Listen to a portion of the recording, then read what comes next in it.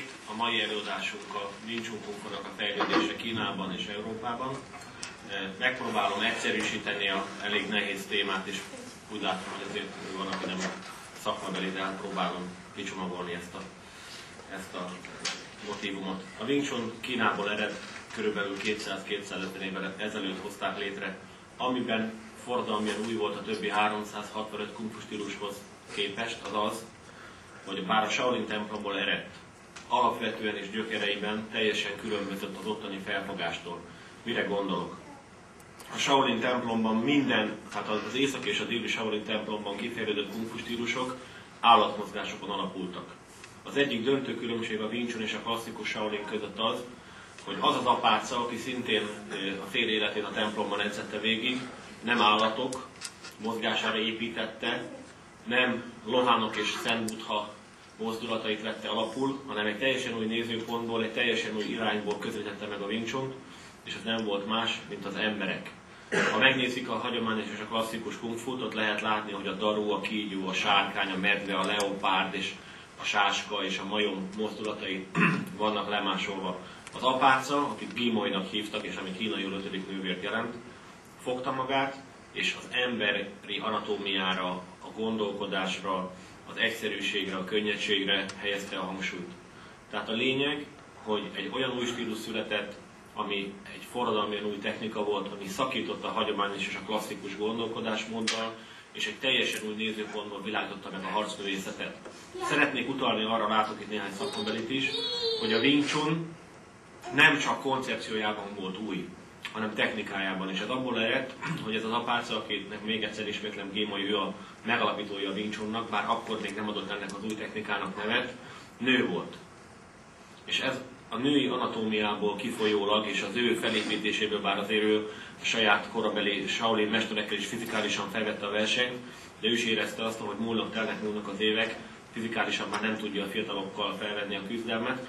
Ezért egy olyan, azt tudni kell, aki nem szakmabeli, hogy a Shaolin iskola 90%-a erőre épít. Tehát bizonyára a dokumentumfilmekből önök is ismerik a rengeteg töréstechnikát, a láncsa meghajlítást, a betontördelést. Az apáca fogta és ezt félretette.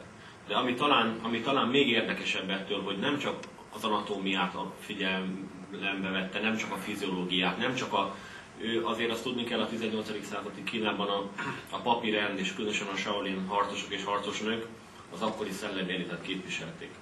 Én 20 éve gyakorlom a Wing Chun művészetét, és amiben egészen biztos vagyok az, hogy a Wing Chun sokkal több, mint egy olyan technika, amivel le lehet pillanatok alatt győzni a másikat. A Wing Chun egy olyan fajta sakkjáték, amit a legjobb Shaolin mesterek hoztak létre, és most talán furcsát fogok mondani, nem kezdőknek.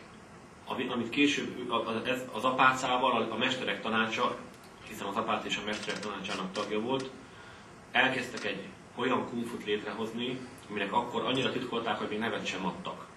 A 18-19. századi politikai, a mancsuk és a csínyek és a mingek közötti hatalmi harc, különösen a 17.-18. században akkor már eléggé lehetett érezni, hogy komoly háborúhoz fog vezetni, és nyilván ugye a Shaolin mestereknek szüksége volt egy olyan technikára, amihez nem kell 30 év.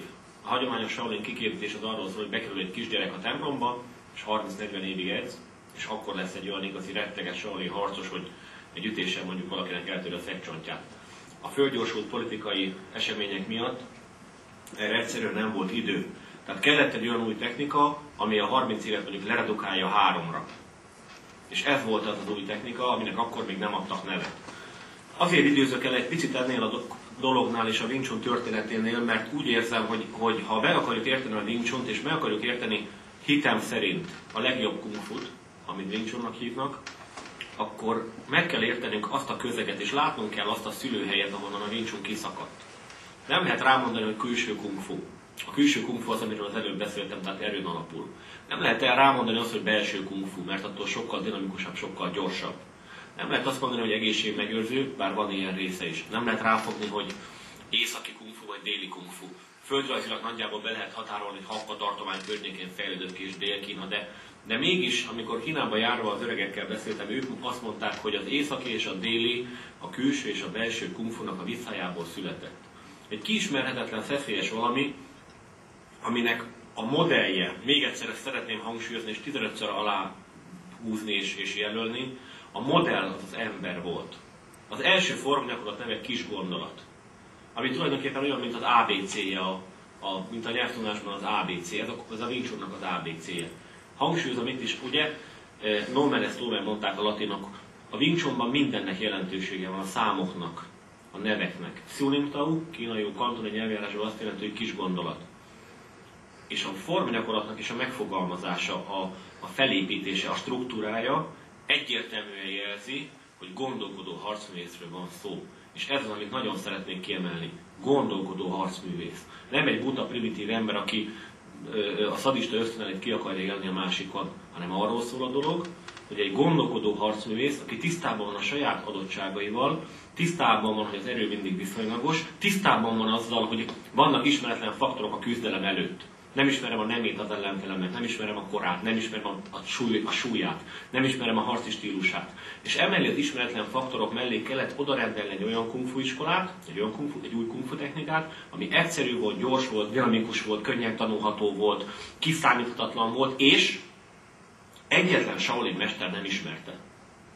Az apáca miután a negyedik túlélőként kijutott abból az égő templomból, és otthagyva több száz legyilkolt szerzetes testvérét, hiszen ugye a mancsok rájöttek arra, hogy a templom gyakorlatilag ugye a forradalomnak a fészke, és egy éjjel felgyújtották és árulókat felbérelve leöldösték sokszoros tuderőben a papokat. A legenda azt mondja, hogy 5 mester menekült meg, és mind az 5 mester valaminek a szakértője volt.